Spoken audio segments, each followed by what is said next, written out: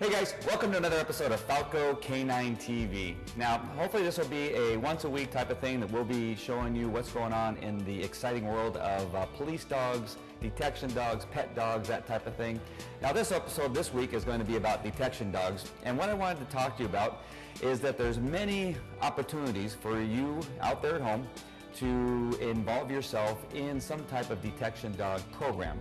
You don't have to be a police officer to get involved in detection dog work, because there's, in addition to explosive detection, narcotics detection, we train dogs here at Falco K9 Academy to find mold in people's homes and in buildings and churches and schools. The dogs actually find the hidden mold behind the drywall, where you would have to drill or knock out a wall to find out what's going on there. The dog will help you locate those areas, so you don't have to knock down all the walls in the home, so that you can use the dog to help you focus in a specific area to help you find the problems. This is good for home inspectors and mold inspectors in the industry of buildings and that type of thing. Termite detection dogs, same thing. Try to help you find the termites that are in the walls hidden behind the drywall and the wood and the stucco and that type of thing, where you would have to actually knock down a wall. Arson detection, involved in obviously insurance companies or the fire department. We now have cell phone detection dogs that work in the correctional facilities, and bed bug dogs that work in hotels, motels, cruise ships, that type of thing, that help to find those little critters that irritate you when you go on vacation and that type of thing. So there are plenty of opportunities for you guys to work with your dogs or a dog that you purchase that is able to do the detection work for you. Now, one of the important things that you're going to look for when you're trying to find somebody to help you get into this industry is obviously a reputable vendor, a reputable trainer that will assist you in making sure that you and your dog are effective in the detection dog industry. One thing you want to make sure to look for is you want somebody with experience, somebody that's been around the detection dog field for a period of time, hopefully working in the industry with the dogs, such as myself. I was a detection dog handler for the city of Anaheim as a police officer.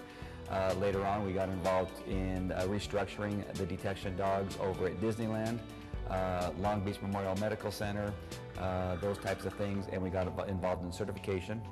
One of the things that happened to us that really was a big boom for us was that we had a big part in starting the World Detector Dog organization, along with Steve Yerger and David Latimer, and the vice president and president of the World Detector Dog organization.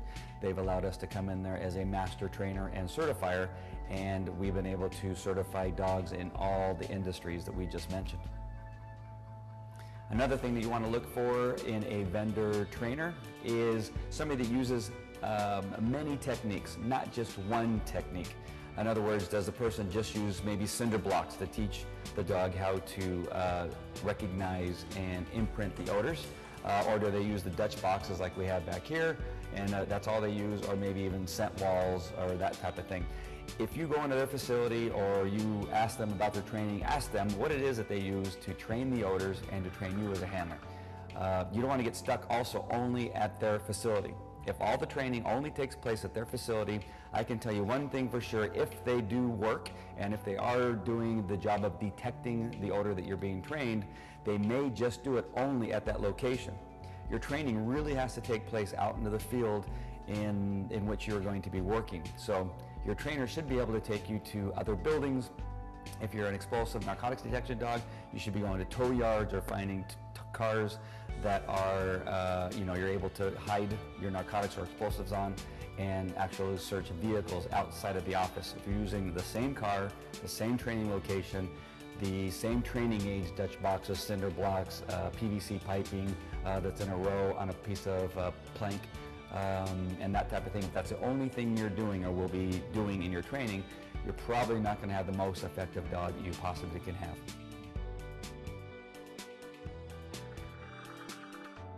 For the handlers that are watching this that are interested in narcotics or explosive detection, make sure that your vendor is licensed with both the Alcohol, Tobacco, Firearms, and Explosives Administration to handle high explosives, so that you and your dog are training on the real thing. You do not want to have a diet of working with substances that are not real explosives. Same thing with a narcotics dog. Make sure that your vendor is licensed with the Drug Enforcement Administration to handle real narcotics. Marijuana, methamphetamine, cocaine, heroin, ecstasy, those types of real narcotics. You do not want to make a diet of training with pseudo-narcotics. Train with a real thing. Also, make sure that your vendor is carrying liability insurance. Anything can happen during dog training. Slip and fall accidents to suddenly the dog getting confused and becoming defensive and possibly biting you, even your own dog, and disabling you or something like that. So you want to make sure that you are protected by ensuring that your trainer vendor has liability insurance to cover such incidents. This is really important too if they are worthy of maintaining a valid ATF DEA license. You're probably dealing with a pretty reputable vendor or trainer. If they don't have those licenses, then something's wrong. They do not have the ability to get them for one reason or another, and so that should be looked at as suspicious or concern that your vendor is not able to maintain or even get a license through either one of those administrations. The background investigation on both of those is pretty intense.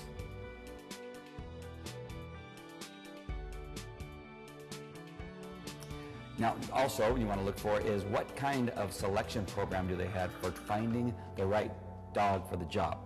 Now, I have to warn you that your dog that you have at home may not be the best dog for the job. Make sure that they have an evaluation that you can take the dog to test your dog for the ability to be a detection dog in your whatever industry it is you want to get involved in. Essentially, all detection is fairly the same. So the tests for an explosive detection dog or a bed bug dog are probably going to be pretty much the same. You want a dog that hunts, has a strong desire to hunt,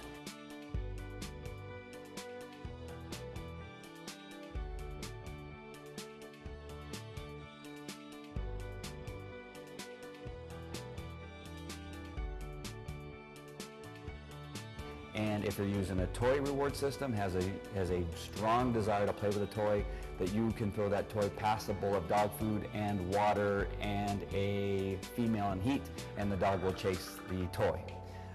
If you're using food reward, same thing goes for the food. Your dog has to have an extra little bit of desire to have that food over a bunch of other things. That's not to say that we haven't been able to make some dogs fairly effective that don't have an over-the-top desire, but it's much more preferred that you have a dog that is over the top. I like the dogs that are over the top. Surely we've had some dogs that are very effective that are not crazy about the toy or not crazy about food, but love it enough to accept it as a reward for getting the job done. As a matter of fact, I've had some dogs that are just so high in the search, in the hunt, they love hunting so much that you can throw them the reward or give them the food and they'll look at it and then keep on searching, because the hunt is what it's all about. So we have seen those instances where the toy or the food is not the ultimate goal, but hunting and finding is the ultimate goal. So, but those are some of the things you want to look for. Is your trainer, vendor intelligent enough or versed enough in that field in order to find either your dog as the most effective dog that's you can find for you, or does he need to go help you find another dog that will do the job for you? All right, so those are some of the things you want to look for. If you have any questions, you can contact us here at Falco Canine Academy and Falco Canine TV at 714-990-9010, or at our website, of course, FalcoCanineAcademy.com. That's Falco, the letter K, the number 9, Academy.com. Hope you enjoyed this episode of Falco Canine TV, and hope to see you next week. All right, take care. Bye.